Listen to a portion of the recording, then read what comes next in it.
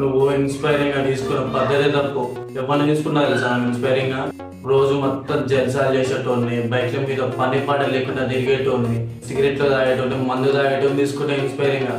వాడా నీకు ఇన్స్పైరింగ్? వాడు చూసి నేర్చుకుంటావు నువ్వు. జీవితంలో ఏం చేయాలి? వాడేం చేయడు, వాడి పని అదే, వాడు అట్లే తిరుగుతాడు. ఎవరిని తీసుకోవాలి తెలుసా నువ్వు ఇన్స్పైరింగ్ గా? పొద్దున లంచ్ బాక్స్ పెట్టుకొని బోతలు చూసినావా పనికి, అతన్ని తీసుకో.